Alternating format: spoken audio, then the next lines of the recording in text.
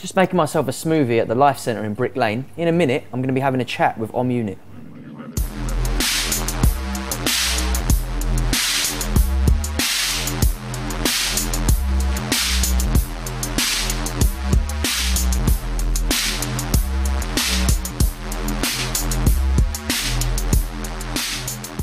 So we're here today with Jim Om Unit. We're going to talk about his album and his background. How you been? Been all right? Been good, been busy. I want to kick things off a little bit about your background. The first time I heard any music from you or anything to do with music, to do with you, was when you were out as Too Tall and you were doing like kind of the scratch DJing, producing predominantly hip hop.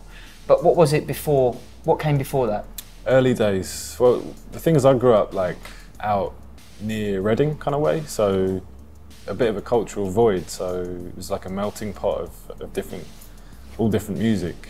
I discovered hardcore and jungle early 90s, and that's sort of what grabbed me. And yeah, I mean, I discovered scratching, making music through this sort of very British side of it, which was, you know, jungle hardcore, which is essentially like sped up hip hop, if you like, in a way, you know. I think I read somewhere that you said that through scratching, that kind of gave you an understanding of sampling and also humour. And I found that was quite an interesting point, and I wanted you to kind of open up a little bit about the humour side in particular. Like, what was it about the scratching that kind of opened you up to humour in a musical sense? That's the thing. Scratching is like, essentially, it's like being a jazz musician. So you spend hours and hours repeating patterns and stuff like that. So you start to learn about timing, and also you're working with sound, so it's a bit like sampling as well. Like you're kind of like being like a sampler, and you sort of learn how to, if you can scratch and make someone laugh, then you've kind of mastered it in a way. It's a bit like playing a trumpet or something in it, or any instrument in a humorous way. I read in an interview you did that you see music more as art and production of music as an art form, as opposed to a means to an end, or like to fit in somewhere in amongst everything else that's happening. Do you want to elaborate a little bit on like your thought process behind that? Yeah. I think just good art. Music should be good. I mean, good is such a crap word to use, but you know, I think well realised. Yeah. You know, like something that's convincing and well realised, stands on its own 2 feet. So. And I personally tend to like listening to music which is not necessarily template based. And I think that the most interesting stuff happens on the fringes of any movement. And I tend to connect more with the people that surf those edges and come out with something that maybe feeds onto something else, and so forth. You know, I think like the best artists keep evolving. And I think the best art also inspires other people to do that as well. So that's kind of what I aspire to, you know. You spoke a little bit earlier about your background being into jungle and stuff, and recently you've worked with labels like Exit and Metalheads. Like how big a deal was that to you when the call came in that they wanted to do work with you? Mad. I was like, really? Me? You know, it's funny because drum and bass and jungle is my first love, and I never thought I'd be in this position. So I had this alias called Philip D. Kick, which was like an experiment I did where I was taking this Chicago sound, which really spoke to me at the time, via Mike Paradinas, Planet Mu kind of put me onto that, and Mark Pritchard. Machine drum, we had a conversation as well. We were kind of doing the same thing at the same time, and I think that's kind of inspired people. And, kind of reignited my love for chopping up breaks again, and it's a blessing to be part of Metalheads. And yeah. You mentioned machine drum as well there, and you've started a new project together, Dream Continuum. Do you want to talk us through that a little bit? Yeah. We did a Planet Mu EP, 3 tracks, kind of like edits of some popular old jungle tracks, or not so popular, but like, you know, personal favourites in a way, similar to that Philip D. Kick project, and he did a project called Ecstasy Boom, which was similar as well, like the same sort of principle.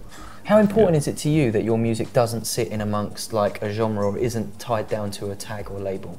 It's just not something I think about. It's probably very important, but I don't sit there going, I refuse to be. Do you know what I mean? Like if I really felt like if I was honest with myself and I really felt like I want to be involved in that thing, then I would do that. Yeah.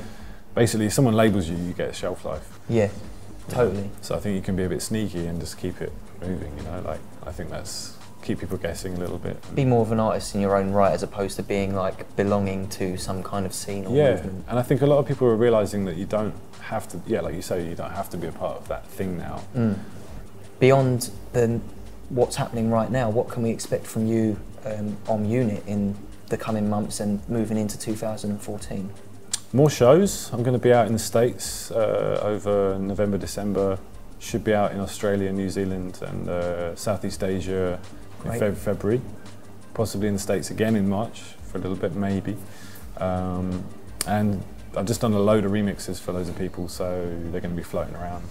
So you've spoken quite a bit about your own music, but what producers and DJs inspire you, like in amongst what's going on at the moment? I've always got to mention Chrome Star. I think that he's somebody who is consistently innovating. Only the other night I listened to him on DJing on Vivek's show. Yeah. And it was like, here he goes again with like 20 new tracks that are all, you know, bonkers and they're like so unique as well. Like he's somebody that I always reference. He calls me Uncle Om and I'm like, nah, he's the uncle. You know, I've collaborated with him before, obviously with Cosmic Bridge. We launched the label with him. He's somebody that I find very inspirational. Otherwise, Mark Pritchard, somebody who is a stalwart and kind of unknown in a sense, in a popular sense, I think. Another one, D Bridge. A lot of the Exit guys, you know, my good friend Sam Binger, Charlie Fracture, Skeptical, Sick, Clarity, Kid Drama. He's like one half of Instrumental. He's kind of rebooting his stuff now. He's got some great stuff coming. I have to mention like the whole LA thing that happened. I mean, more than just LA.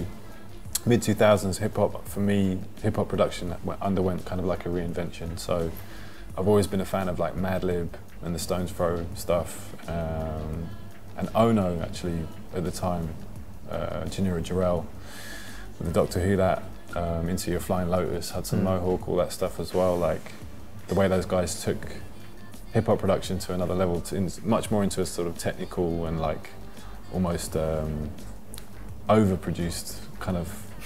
It really took a lot of people to kind of, took a lot of time for a lot of people to sort of get with it. I'm a fan of a lot of stuff, you know. Yeah, so, you know, I've always known that about you. I was always, it kind of speaks to me when I listen to your music because you seem to have your ears everywhere and that kind of I suppose, comes across. But weirdly, I don't listen to a lot of music. But when I do, I really listen, if you know what I mean. It's funny, And also I have to mention Darbury, for people that don't know. Like, there's a guy called Darbury from Ann Arbor in Michigan, near Detroit, and like his music has always been miles ahead, leagues ahead, and for sure. Wicked. Yeah, there you go. What can we expect from Cosmic Bridge in the coming months? we've got one more record for 2013. It's going to come out literally just before Christmas, which is like suicide, but you know, hey, it's from Box Cutter. Okay. You know. Yeah. This is no one knows that yet, so this is kind of an exclusive. So just to close out the interview, just wanted to say thanks very much for coming and talk to us at Rinse TV, Jim. Yeah, it's been a pleasure talking to you, and good luck with the album and everything that's going to follow on from it. Big up. Nice one.